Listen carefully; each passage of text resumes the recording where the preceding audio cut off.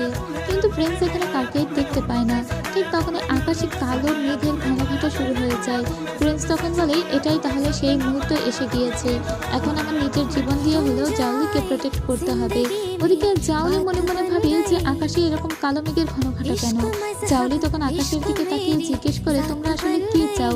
আকাশ থেকে তখন উত্তর আসে, ওখান থেকে বলা হয় যে তুমি হলো গডেস শি এর মেয়ে, তোমার নামও গডেস শি।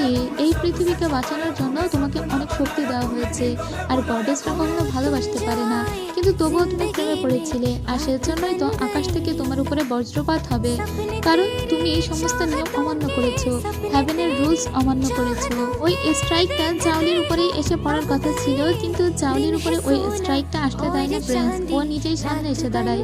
আর ওই স্ট্রাইকটা এত বেশি শক্তিশালী ছিল যে প্রিন্সও ওটাকে প্রতিহত করতে পারে না। জাউলি তখন জিজ্ঞেস করে, এটা কেন করলে তুমি? তখন